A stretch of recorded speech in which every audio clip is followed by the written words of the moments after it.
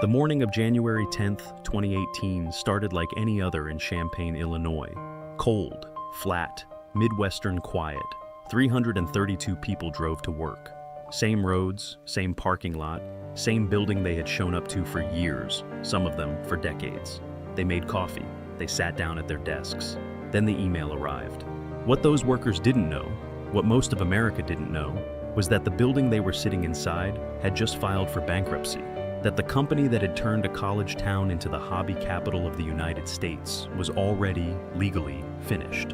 And somewhere across town, in a different building, a rival company born in the exact same year was quietly preparing to buy everything. This is the story of how two men with nothing but passion and a shared zip code built an empire that put radio-controlled airplanes in the hands of a generation of Americans. How that empire grew into something no one person could control. And how, in the end, it was killed, not by one enemy, but by a perfect storm of debt, a collapsing drone bubble, and an industry that moved faster than anyone in Champaign could run. This is the story of Great Plains, of Tower Hobbies, of Hobbyco, and of everything that disappeared when the catalog stopped coming. In the spring of 1973, a 24-year-old mechanical engineer named Don Anderson walked away from one of the most coveted jobs in America. He had been working at Pontiac Motor Division, General Motors, in Michigan, testing bumpers, running dynamometer labs, the kind of steady, respectable work that a young engineer from the Midwest was supposed to want.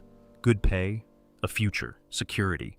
But Anderson had grown restless, not with the work itself, necessarily, but with what the work was not. It wasn't the thing he actually loved, and the thing he actually loved was model airplanes. So, he drove back to Champaign, Illinois, back to the university town where he had studied, back to the flat prairie landscape and the wide open skies that were, if nothing else, a perfect place to fly. He had no investors, no business plan in the formal sense. What he had was a deep knowledge of the hobby, a mechanical engineer's instinct for what was broken and how to fix it, and a simple observation. The model airplane distribution business in America was a mess. Hobby shops couldn't get the products they needed. Manufacturers couldn't reach their customers efficiently. The middle of the supply chain was either absent or incompetent. Anderson decided to become the middle. In May of 1973, he founded Great Plains Model Distributors. The name was straightforward, almost plain, but the ambition behind it was not small. He would build a wholesale distribution company that connected sure RC airplane manufacturers with hobby shops across the country. Clean, efficient, reliable. The kind of operation that the hobby had always needed and never quite had. At the time he started, there were exactly 3 people employed in the model airplane business in all of Champaign-Urbana. 3. He would become the reason that number eventually crossed 1,000. 2 years before Anderson came home to Champaign, a young man named Bruce Holczek had already started something in the same town. Holczek was an RC enthusiast, the kind who didn't just fly models, but thought obsessively about how the hobby worked, who was underserved, and what a truly great hobby retailer could look like. In 1971, he started Tower Hobbies with $800 from his personal savings. Not a storefront, not a warehouse, a basement. His brother Mark, a high school student, helped him pack and ship orders. Bruce's wife Jerry handled whatever else needed handling. Holczek later earned an MBA and split his time between teaching general engineering at the University of Illinois and running Tower from home. The ambition was clear from the beginning. He said he wanted to build the largest and finest hobby mail-order company in the world, from a basement, with $800. The two men, Anderson and Holczek, were not partners yet. They were simply 2 people in the same college town who had looked at the same hobby and decided independently that it deserved better than what it had. One building, the supply side, one building, the retail side. Champaign, Illinois had no particular reason to become the center of the American RC hobby world. It wasn't a manufacturing hub. It wasn't near the coasts where trend and capital tend to concentrate. It was a mid-sized university town in central Illinois, surrounded by flat farmland, known primarily for the Fighting Illini and not much else. But that, in a strange way, was the point. Both Anderson and Holczek had built their businesses out of genuine love for the hobby, not out of venture capital or market research or corporate strategy. They built what they wished had existed, and in doing so, quietly, without anyone outside the hobby world paying much attention, They laid the foundation for something that would eventually employ hundreds of families and ship products to every corner of the country. In 1984, a real estate developer named Clint Atkins approached both men.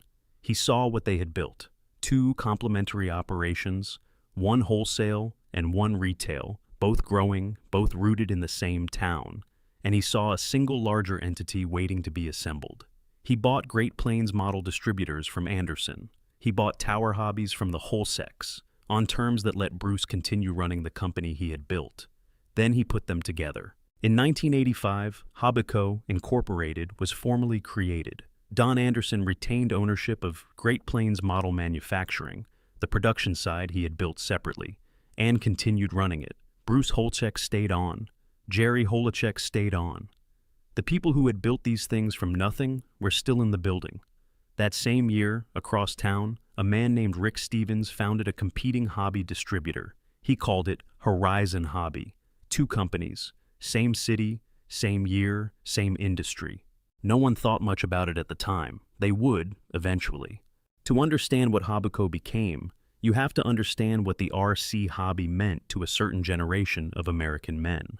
Not the drone operators of today, with their GPS-stabilized quadcopters and smartphone apps. Not the FPV racers in their goggles. The men who built Great Plains kits were a different kind of hobbyist entirely. They were the kind who spent a Saturday afternoon on their knees in the garage, surrounded by balsa wood strips and tissue paper and small bottles of dope glue, following a blueprint pinned to a corkboard, constructing something with their hands that would, if they did everything right, actually fly. It took patience. It took skill. It took the kind of focused, unhurried attention that the modern world would eventually stop valuing. And it was, for hundreds of thousands of American men between roughly 1975 and 2000, one of the deepest satisfactions available on a weekend afternoon. Great Plains understood that satisfaction. Don Anderson had built his manufacturing company specifically to serve it better. Before Great Plains Model Manufacturing existed, RC airplane kits were notoriously inconsistent. Parts that didn't fit cleanly, balsa sheets cut with varying tolerances, instructions that assumed knowledge the builder didn't have. Anderson, the mechanical engineer, was offended by the sloppiness of it. He believed the hobby deserved precision. So, in 1981, he bought a small manufacturer called Brady Hobby Enterprises and began building something different. He assembled a design team: Steve Ellison, Dave Ribb, Jim Schmidt, men who were active hobbyists and serious builders, not just engineers executing a brief. And then he did something that had never been done before in this industry. He designed machinery specifically for cutting model airplane parts. Before Great Plains, no such machine existed. Parts were cut with general woodworking equipment, tolerances were loose, fit was approximate.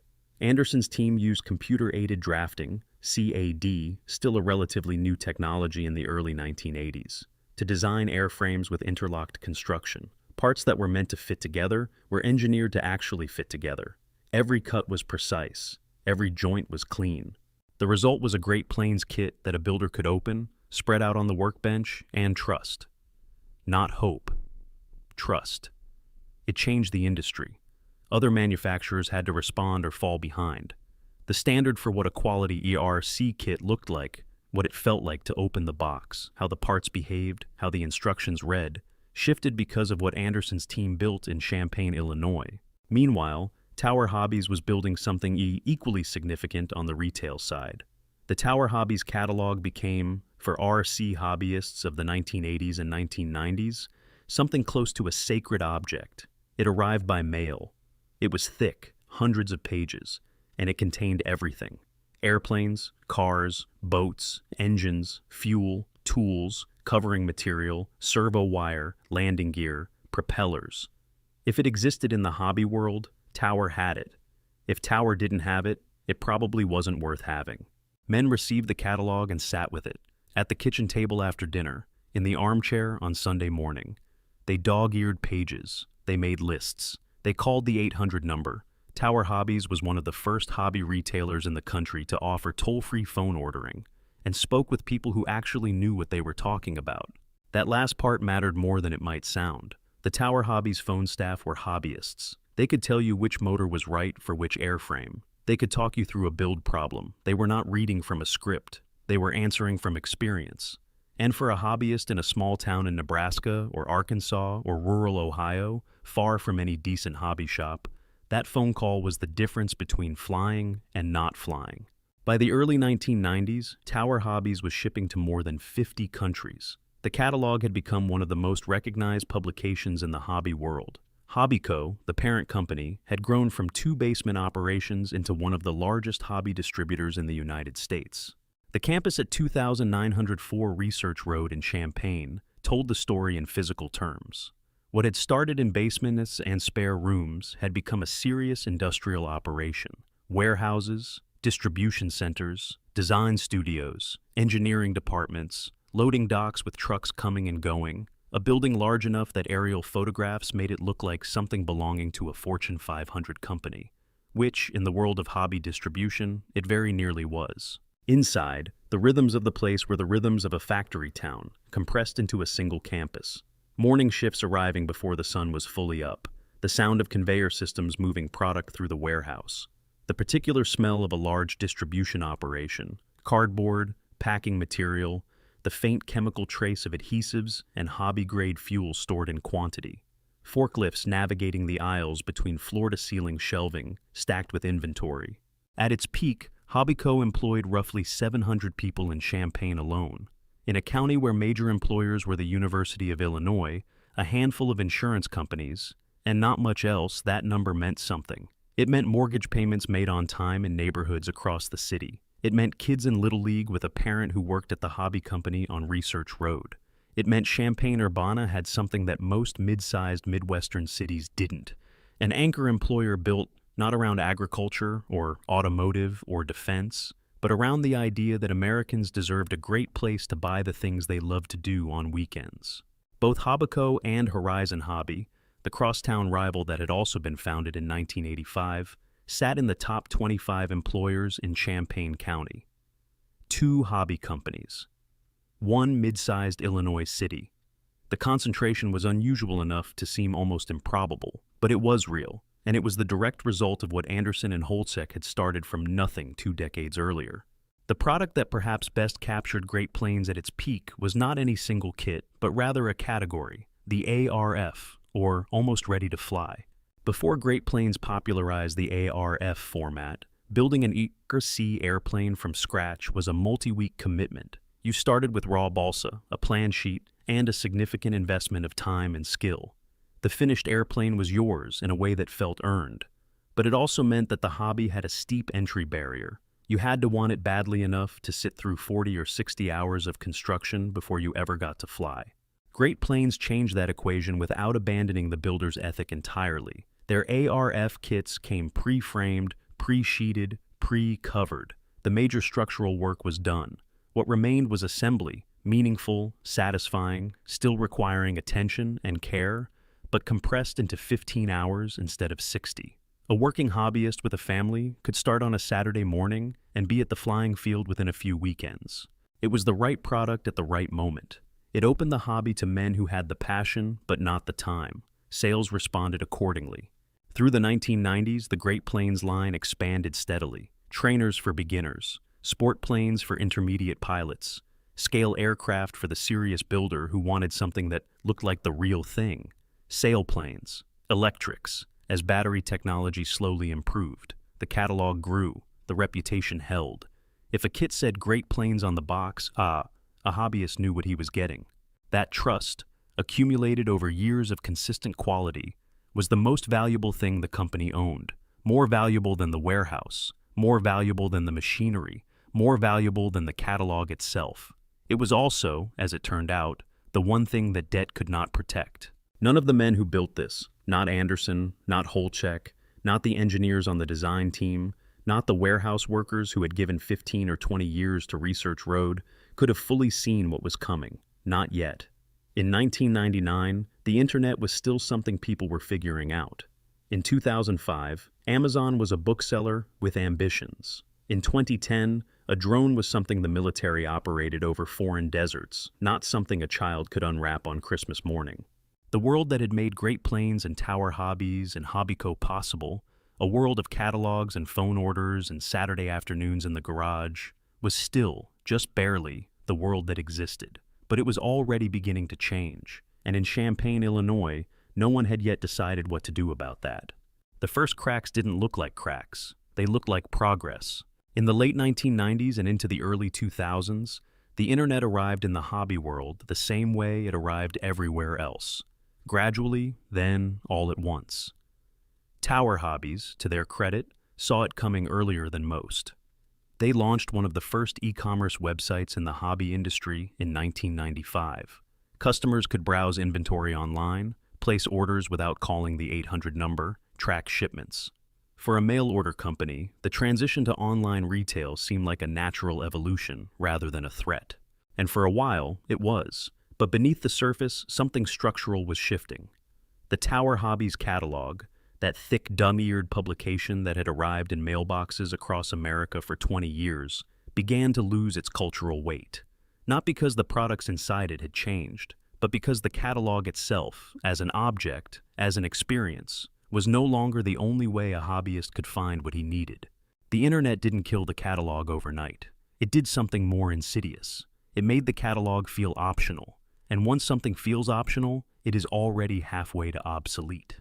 The deeper problem was what the internet did to the hobby shop. The local hobby shop had been the beating heart of the RC community for decades.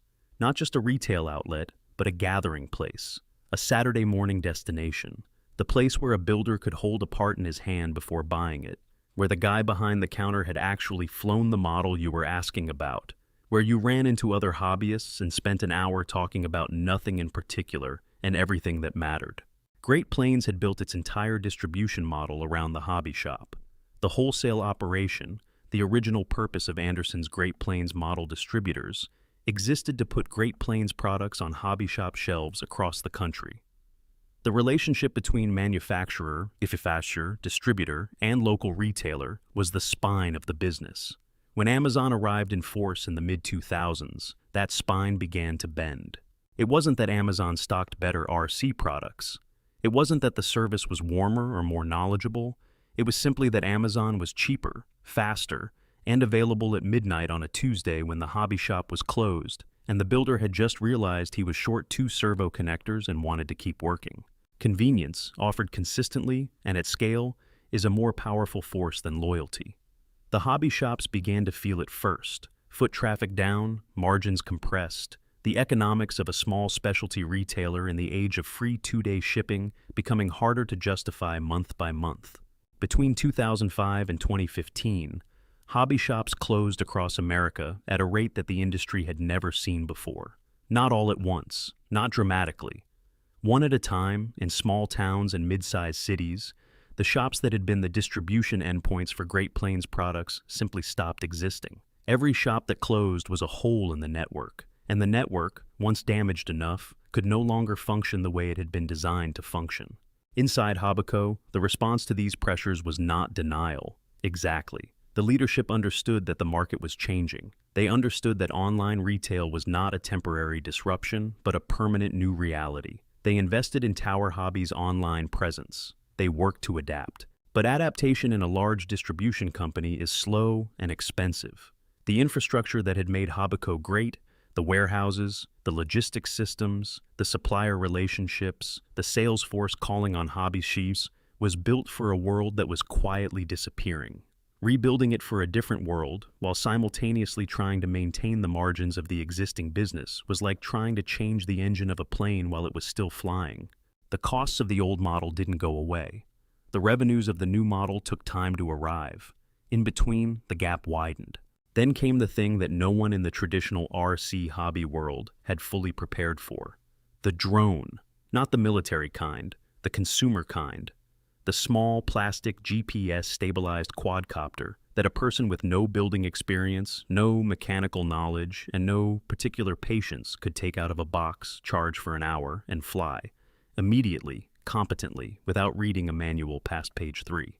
The DJI Phantom appeared in 2013. It was not the first consumer drone, but it was the first one that felt finished, stable, reliable, capable of doing something genuinely impressive. Aerial photography, smooth video footage, the kind of imagery that had previously required a helicopter or a very expensive camera rig, for a price that a middle-class consumer could justify. It was a revelation. It was also, for the traditional RC industry, a slow-moving catastrophe. The consumer drone did not speak the same language as the RC airplane hobby. It required no skill to build. It required minimal skill to fly.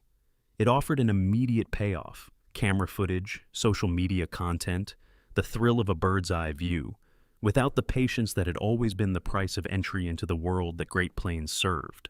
The customers who bought DJI Phantoms were not, by and large, the men who spent their weekends building Great Plains kits. They were a different audience entirely. Younger, less patient, more interested in the output of the technology than in the technology itself. The RC airplane hobbyist built things. The drone operator captured things. These were not the same person, and they were not going to become the same person. But inside Hobbyco, and inside much of the traditional hobby industry, the distinction was not always clearly drawn. The drone market was growing explosively. The numbers were impossible to ignore, and the temptation to chase those numbers, to pivot toward the hot new category, to bet that the consumer drone boom would carry traditional RC companies into a new era of relevance, was powerful. Hobbyco made that bet. Through the early and mid-2010s, the company expanded aggressively into the drone and ready-to-fly market. New product lines, new brands, significant capital investment in categories that were growing fast and seemed, from the inside, like the future. To fund the expansion, Hobbyco borrowed. The company had always carried some debt. Growth requires capital, and Hobbyco had been growing for 30 years. But the scale of the borrowing in this period was different. The ambition was larger. The market signals seemed to justify it. What the market signals did not show, could not show, because the data didn't exist yet, was how quickly the consumer drone bubble would deflate. In 2016, it deflated. The drone market, which had been expanding at a pace that suggested it would keep expanding indefinitely, suddenly softened. Consumer interest plateaued. The early adopters had their phantoms. The mass market, it turned out, was not as deep as the growth curves had implied. Sales that Hobbyco had projected, and borrowed against, did not arrive. The same year, two of Hobbyco's major product line suppliers filed for bankruptcy. The disruption hit Hobbyco's inventory and sales volume hard. A separate legal dispute with another key supplier cut off product supply at a moment when the company was already bleeding. In a single calendar year, 3 separate pressure points collapsed simultaneously. The debt that had seemed manageable when revenues were growing now sat on the balance sheet like an anchor. Hobbyco's leadership attempted to refinance. They attempted to restructure. They cut costs where they could. They worked to develop new products to replace the revenue that had vanished. None of it was enough. The gap between what the company owed and what the company was worth had grown too wide to close through ordinary means. And in a business built on the love of a hobby, on the craftsmanship of balsa kits and the loyalty of hobby shop owners and the patience of men who spent 40 hours building something before they flew it, the cold arithmetic of a balance sheet in distress had no sentiment, no memory, and no mercy. The worst decision had not been made yet, but it no longer needed to be. The damage was already done. To understand how Hobbyco fell, you have to understand something about the nature of the trap it walked into. It was not a trap set by a single villain. There was no hostile takeover, no corporate raider arriving with a briefcase and a plan to strip the assets and leave. What destroyed Hobbyco was something more American, and in some ways more tragic. A company that had been built on genuine passion, making a series of rational-seeming decisions in an irrational market, each one reasonable in isolation, catastrophic in combination. But there were forces that accelerated the collapse, and they deserved to be named. The first was the consumer electronics industry, and specifically the Chinese manufacturing ecosystem that had made cheap, capable technology available at a price point that obliterated the traditional ERC market's economic logic. A Great Plains ARF kit in the mid-2000s cost somewhere between $150 and $300. It required assembly time measured in weekends. It demanded tools, workspace, patience, and a baseline of mechanical aptitude. The price of entry was not just financial, it was a commitment of self. A DJI Phantom in 2013 cost around $600. It required no assembly. It flew out of the box. It captured aerial video that looked genuinely professional.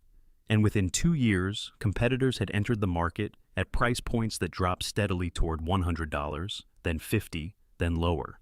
By 2015, a child could unwrap a functioning drone on Christmas morning and be flying it in the backyard before lunch. The economics of that reality were not compatible with the economics of a company whose identity, whose entire reason for existing, was built around the proposition that building something yourself, slowly and carefully, was worth the effort. It wasn't that Great Plains was wrong about that proposition. The men who had grown up building their kits still believed it. Many of them believe it today. But belief is not a market, and the market had moved. The second force was debt, and the specific way Hobbyco had chosen to grow. Through the late 2000s and into the 2010s, Hobbyco had expanded its portfolio aggressively. The company distributed over 150 brands of hobby products. It had acquired lines in RC cars, RC boats, rockets, plastic model kits, slot cars, model trains, science kits, puzzles, and games. It had moved beyond the RC airplane world that had given it life and become something closer to a general hobby conglomerate. The expansion made strategic sense on paper. Diversification reduces risk. A broad portfolio means that weakness in one category can be offset by strength in another. Hobbyco's leadership had watched the RC airplane market mature and plateau, and they had responded by building a wider base. But diversification through acquisition and expansion requires capital, and capital, borrowed in quantity over years, creates obligations that do not flex when revenue does. By the time the drone bubble deflated in 2016, by the time the 2 supplier bankruptcies hit, by the time the legal dispute with the 3rd supplier cut off product supply, Hobbyco was carrying a debt load that the company's own bankruptcy filings would later describe as having added too much leverage to survive any significant revenue disruption. The assets at the time of bankruptcy filing were estimated between $10 and $50 million. The liabilities were estimated between $100 million and $500 million. Read that again. The gap between those two numbers was not a problem that restructuring could solve. It was not a problem that new product development could solve. It was not a problem that a better quarter could solve. It was a structural condition, a weight bearing down on a foundation that had been quietly compromised for years. The third force was the one that carried the sharpest irony. It was Horizon Hobby. Not because Horizon had done anything wrong, not because Rick Stevens, who founded the company in 1985, had acted in bad faith or engineered Hobbyco's collapse. Horizon Hobby was a competitor, a legitimate, well-run competitor that had been fighting for the same customers, the same shelf space, and the same hobby shop relationships for more than 30 years. But the story of what happened to Great Plains and Hobbyco cannot be told honestly without acknowledging the particular geometry of that rivalry. 2 companies, founded the same year, same city, same industry. For 3 decades they had coexisted. Competitors, yes, but operating in a market large enough that both could thrive. Hobbyco, the larger of the 2, the one with the iconic brands and the dominant catalog. Horizon, the challenger, building steadily, expanding internationally, developing its own strong stable of ERC brands. In 2014, Horizon Hobby was sold to an investment group. The company that had been founded by a hobbyist and run with a hobbyist's sensibility now had institutional capital behind it, the kind of capital that moves quickly when opportunity appears. When Hobbyco began to visibly struggle, when the industry could see that the debt load was unsustainable, that the drone bet had failed, that the restructuring attempts were not working, Horizon was positioned, not predatorily, not cynically, simply positioned, the way a well-capitalized competitor is always positioned when a rival runs out of runway. The bankruptcy process, when it came, was orderly in the legal sense. Chapter 11 gave Hobbyco the framework to pursue a sale. The assets were put on the market. Horizon Hobby submitted a bid. It was, in the end, the only serious bid for the RC assets. $18.8 million. For everything. For Great Plains, for Tower Hobbies, for Axial, for Arma, for the brands that Don Anderson and Bruce Holchek had built from nothing over the course of their adult lives, the brands that had employed hundreds of families in Champaign for 3 decades. The winning bid was $18.8 million. To put that in context, Hobbyco's liabilities at the time of filing were potentially 10 times that figure, 20 times. The sale did not come close to covering what was owed. It was not designed to. It was a liquidation dressed in the language of acquisition. What happened next, in the weeks and months after Horizon assumed control, completed the transformation. The policies that Great Plains had maintained with independent hobby shops for decades, the pricing structures, the support programs, the relationship-based distribution model that Anderson had spent his career building, disappeared. Horizon had its own systems, its own approach, its own priorities.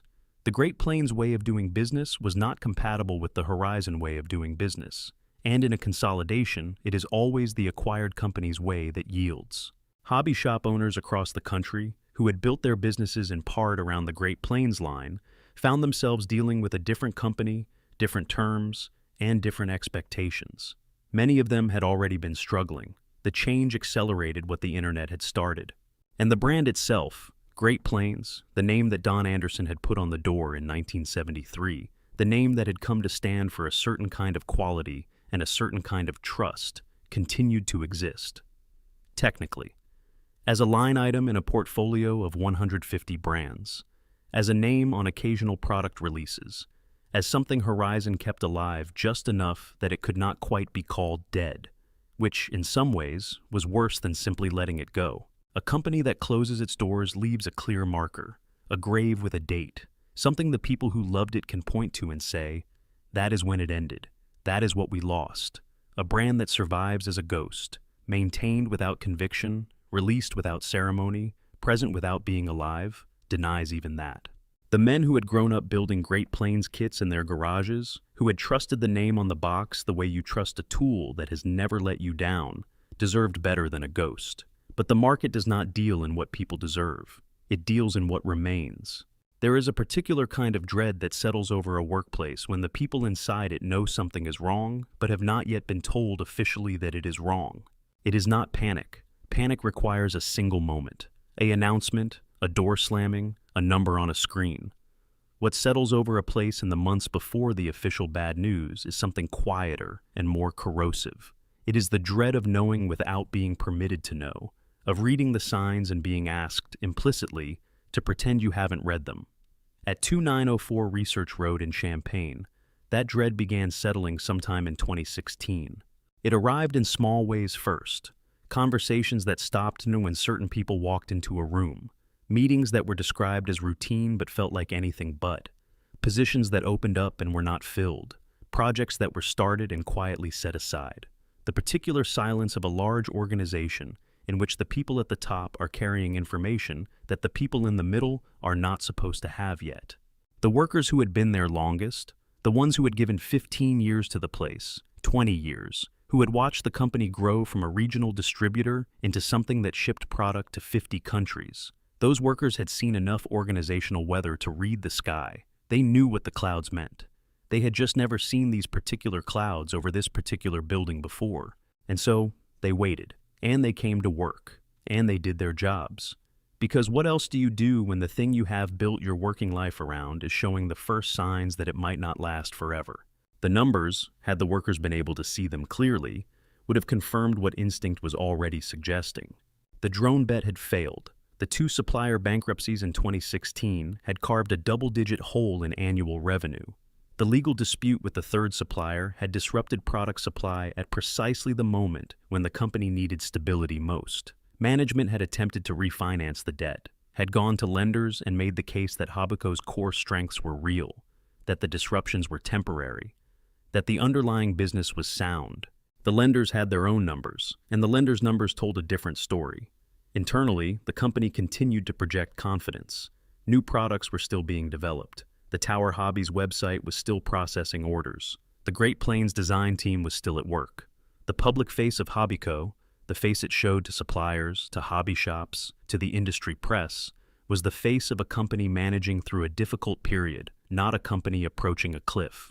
But the restructuring attempts were not working. The refinancing was not materializing. The gap between what the company owed and what it could generate was not closing. It was widening, slowly, then faster. The people at the top of the organization knew this. Howard Salazar, the HR director, was already drafting language, carefully worded language about the possibility, not the certainty, the possibility, of permanent shutdown, of permanent termination, the kind of language that lawyers review before it is sent, the kind of language that exists because someone has already concluded that the worst outcome is no longer hypothetical. The workers at their desks, in the warehouse, on the loading dock, they did not see that language yet, but they felt the weight of whatever was being written in rooms they were not in. Consider what it meant to have worked at Hobbyco for 20 years. You had arrived in your mid-20s, maybe, at a company that made products you actually cared about. That was not a small thing. Most people spend their working lives making things they feel nothing for, components for machines they will never see assembled, paperwork for transactions they will never fully understand. The people at Hobbyco made hobby products. They made the kits that fathers built with their sons on winter weekends. They shipped the catalogs that arrived in mailboxes and got read cover to cover. They were part of something that connected, in a tangible way, to the actual texture of people's lives. That connection was worth something. It was worth staying for. It was worth the modest Midwestern salary, worth the champagne winters, worth the years of watching other people leave for bigger cities and more glamorous industries while you stayed at Research Road, because the work felt like it mattered. By late 2016 and into 2017, those workers were updating their LinkedIn profiles for the first time in years, quietly, not making a production of it, just updating, adding skills, connecting with former colleagues who had moved on, doing the things that people do when they are beginning, privately, to prepare for a possibility they are not yet ready to name out loud. Some of them had families that depended entirely on that one income. Some of them were in their late 40s or early 50s, old enough that the job market would not receive them the way it had when they were young enough that retirement was still a decade away. The particular vulnerability of that position, too experienced to be cheap, not experienced enough in the new economy's preferred skill sets, was one that no corporate restructuring document ever captured. The documents talked about positions. The humans inside those positions had mortgages, had kids in high school, had parents they were helping to support, had built their sense of professional identity around a company that was running out of time. Outside the walls of 2904 Research Road, the damage was spreading in a different direction. The independent hobby shops that had served as the distribution network for Great Plains products were watching the same slow deterioration from the outside. Order fulfillment that had once been reliable began to show gaps. Products that should have been in stock were back-ordered. Phone calls to the Great Plains sales team took longer to be returned. The small frictions that, in a healthy business relationship, get smoothed over quickly because both parties have too much invested to let small frictions become large ones, were no longer getting smoothed over. Hobby shop owners are, by nature, patient people. You do not open a specialty retail store in the age of Amazon because you expect things to be easy. You open it because you love the hobby, because you believe in the value of a physical community space, because you are willing to accept thinner margins in exchange for doing work that feels worthwhile. But patience has a limit, and for many of the shop owners who had built their businesses around the Great Plains line, who had stocked the kits, recommended them to customers, staked their own reputation on the quality of what was in those boxes, the signals coming from Champaign by 2017 were signals they could not ignore. Some began quietly diversifying away from Hobbyco products. Not dramatically, not publicly, just reducing their exposure, the way any small business owner reduces exposure to a supplier whose reliability is beginning to feel uncertain. It was rational. It was also, for Hobbyco, another leak in a hull that already had too many. By the end of 2017, the building at 2904 Research Road was still standing. The lights were still on. The trucks were still coming and going. To a person driving past on Research Road, nothing would have looked visibly wrong. But inside, in the parts of the organization where the real numbers lived, the conclusion had already been reached. There was no restructuring path that worked. There was no refinancing arrangement that could bridge the gap. There was no new product line coming that would generate the revenue needed to service the debt. Every option had been examined. Every option had failed the test. What remained was the paperwork, the filing, the announcement, and the question of what to say to 332 people who had come to work that morning believing, or trying to believe, that the place they had given their years to was going to be all right. It was not going to be all right. And on the morning of January 10th, 2018, they were going to find out. The morning of January 10th, 2018 was a Wednesday. In Champaign, Illinois, January is the month when winter stops being scenic and becomes simply cold. The flat prairie landscape offers nothing to interrupt the wind. The sky sits low and gray. The roads are dry, but the air has the particular bite of a Midwestern winter that has been going on long enough that no one finds it interesting anymore. The workers who drove to 2904 Research Road that morning drove the same routes they had always driven, past the same intersections, the same gas stations, the same stretches of bare-limbed trees along the roads leading into the Interstate Research Park. They pulled into the same parking lot. They walked through the same doors. What was different on that particular Wednesday was what was happening 900 miles to the east. In Wilmington, Delaware, in a federal bankruptcy court that none of the people arriving at Research Road had ever visited, in a building whose address meant nothing to them, Hobbico, Incorporated, was filing a petition for relief under Chapter 11 of the United States Bankruptcy Code. The petition had been prepared over weeks. The lawyers had reviewed it. The board had approved it.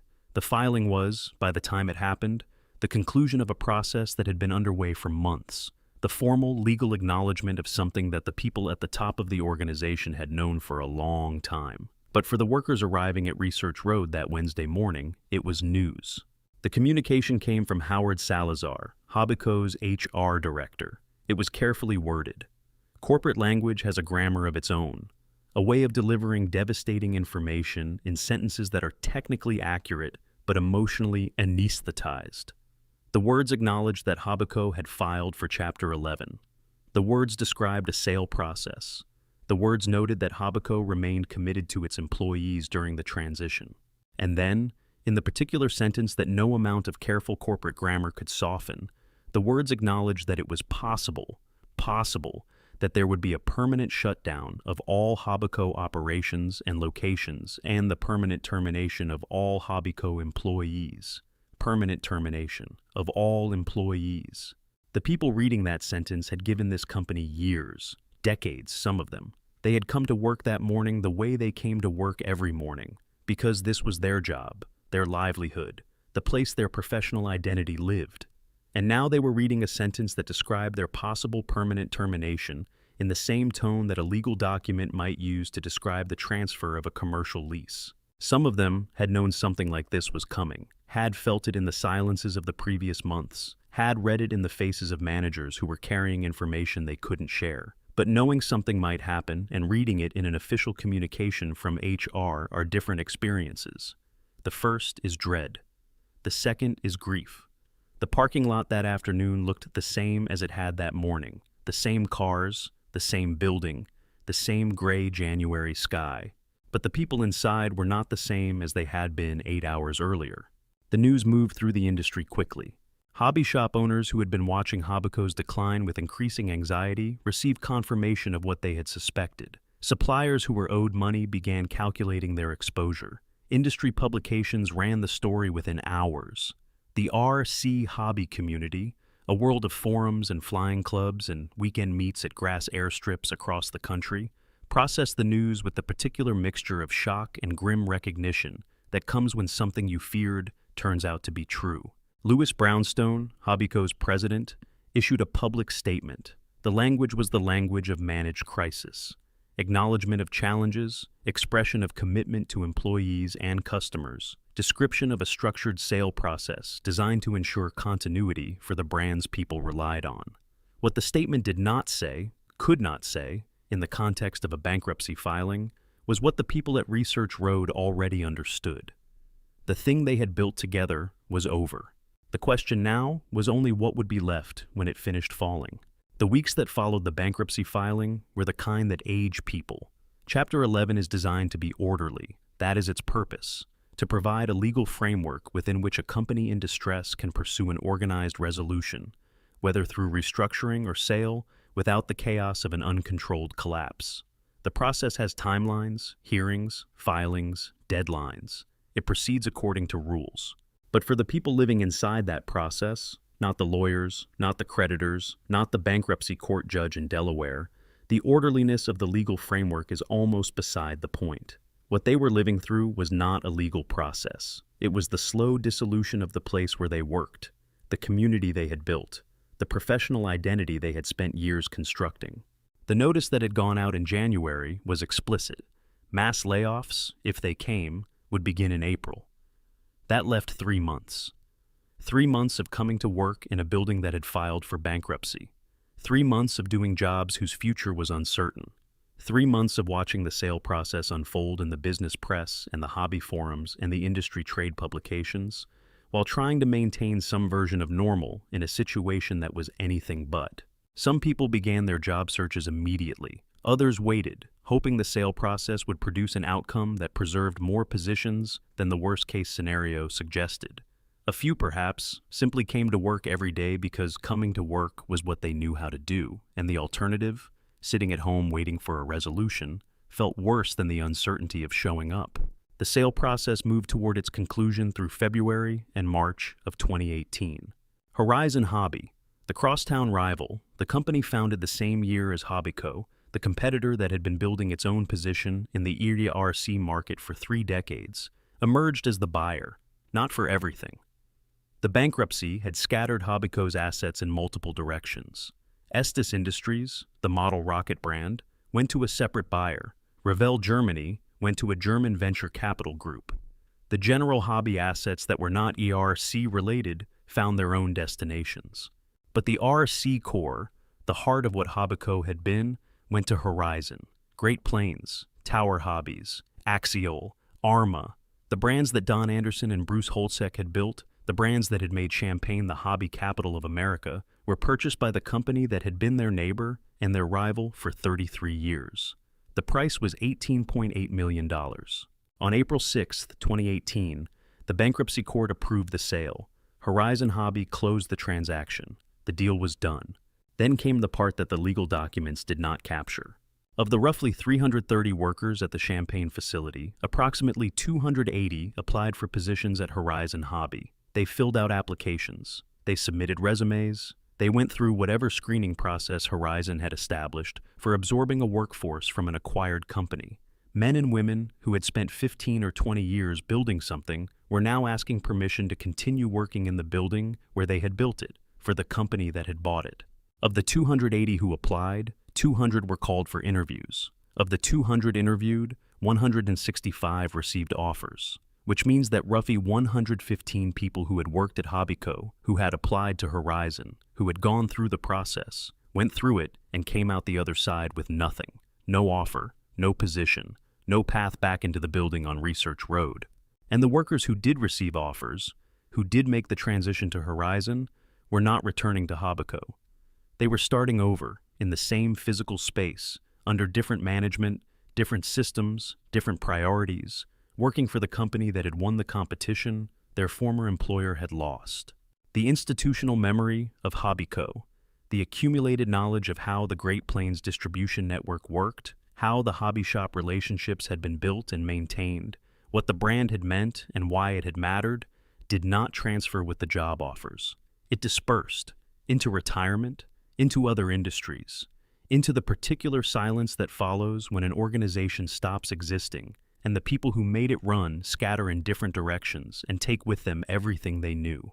Don Anderson, the mechanical engineer who had walked away from Pontiac Motor Division in 1973 to build something he actually believed in, who had designed the first CAD-driven cutting machines for model airplane parts, who had assembled the team that set the quality standard for the entire RC kit industry, who had been inducted into the Academy of Model Aeronautics Hall of Fame for what he had built, watched the company that bore the name he had given it, absorbed into the portfolio of a competitor. Great Plains, his name, his idea. The thing he had started in 1973 with no investors and no business plan, and nothing but a mechanical engineer's conviction that the hobby deserved better than what it had. It still existed, technically. Horizon kept the name, released products under it occasionally, maintained it as a brand in the way that a museum maintains an artifact, present, preserved, inert. But the company that Anderson had built, the culture, the relationships, the particular way of doing business that had made Great Plains mean something, that was gone. It had taken 45 years to build.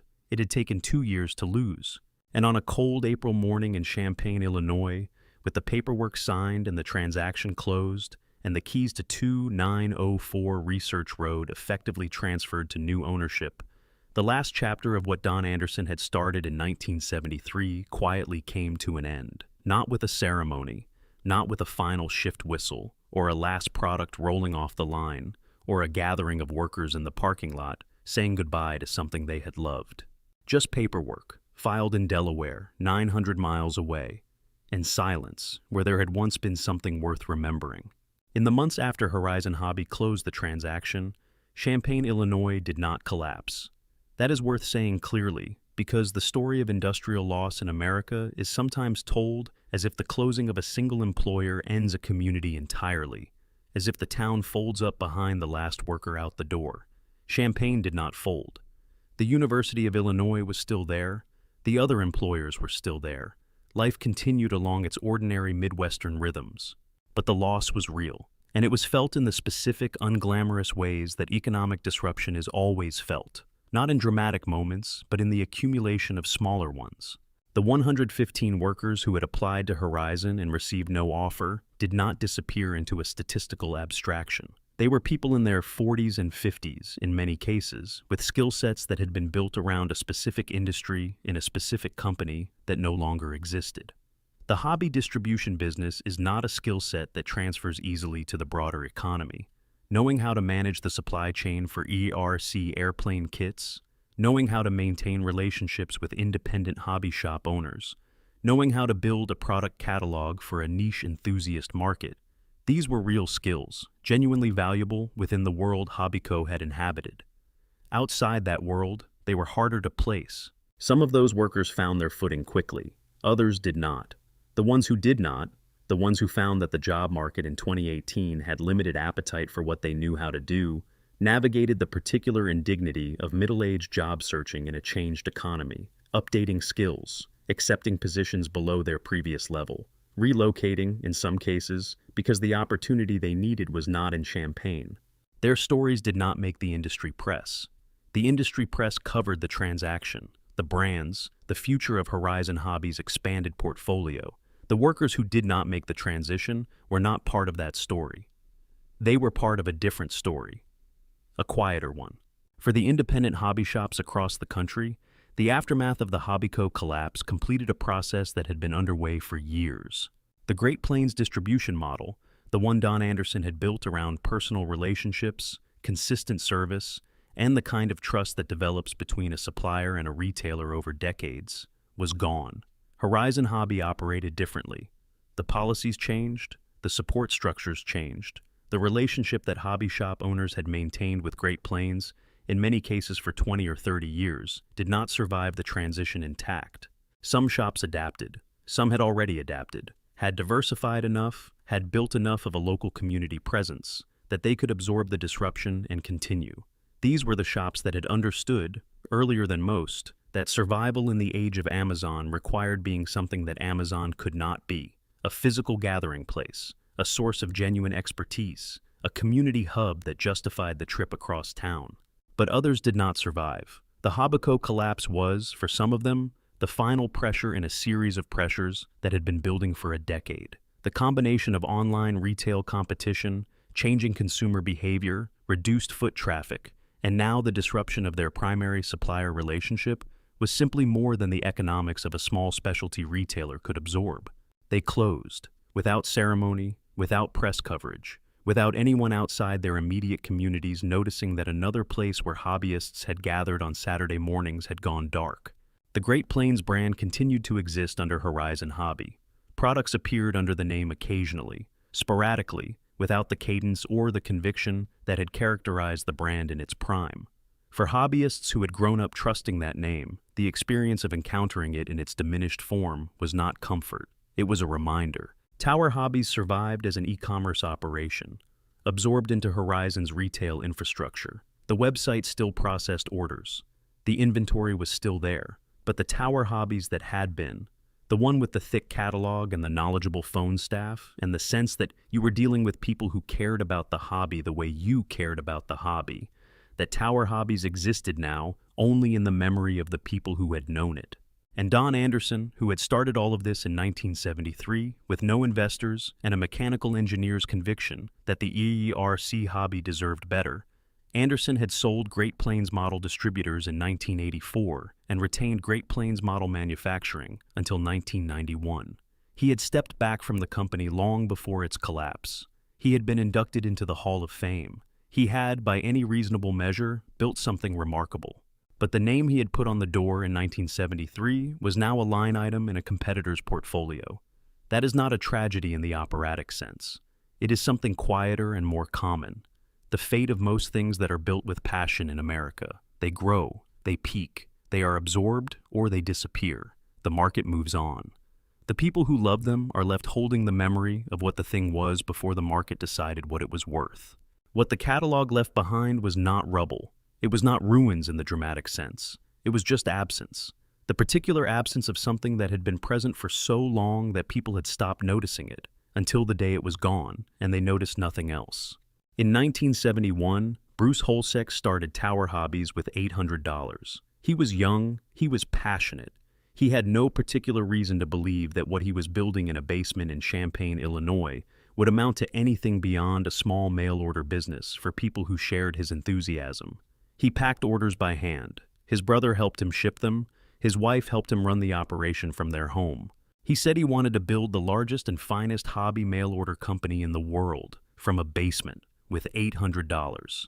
There is something in that ambition, in its specificity, in its apparent absurdity given the circumstances, in the fact that it turned out not to be absurd at all, that captures something essential about what the ERC hobby world was, at its best. It was a world built by people who loved a thing enough to give their working lives to it, not because the economics were obvious, not because the market research said so, because the thing itself was worth building.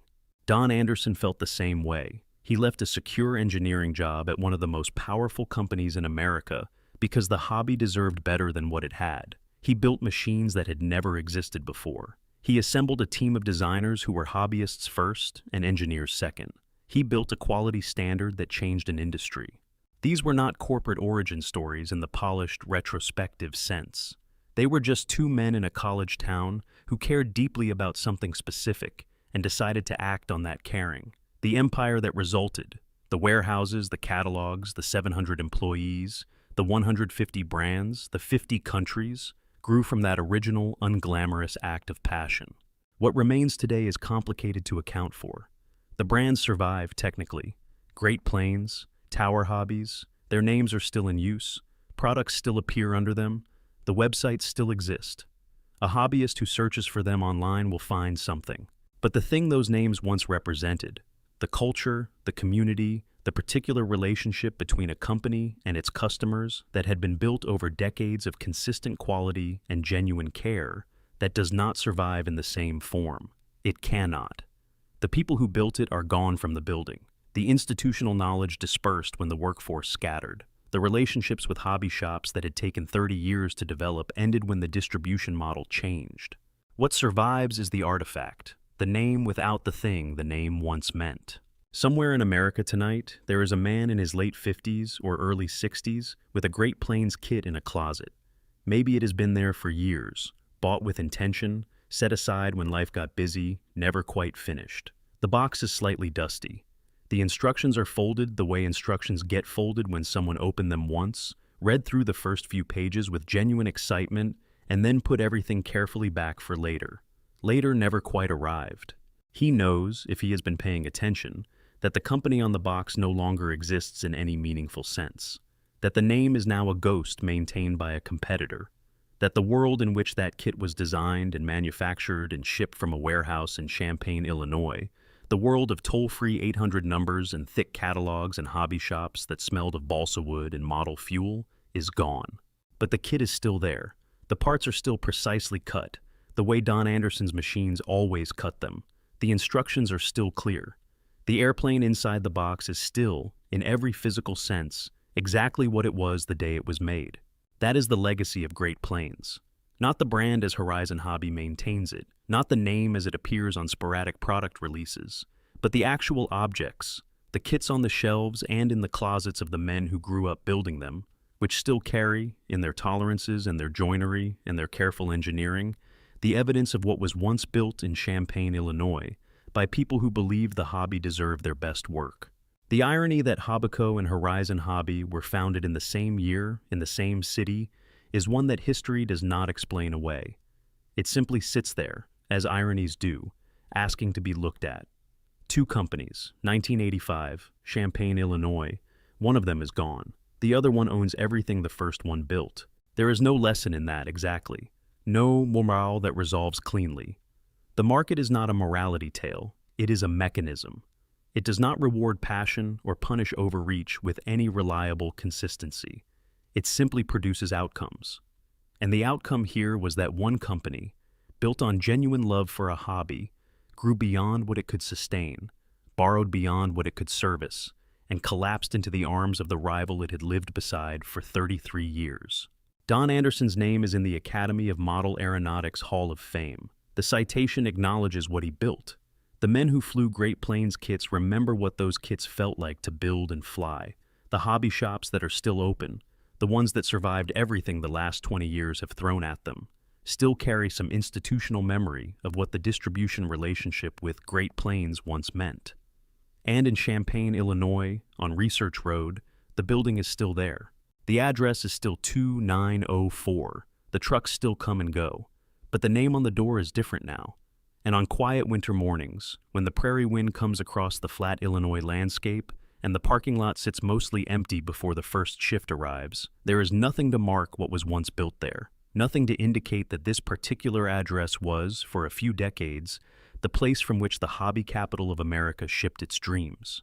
Just the building, the road, the cold, and the sky above it, wide and gray and indifferent, the same sky under which once a generation of Americans learned to fly.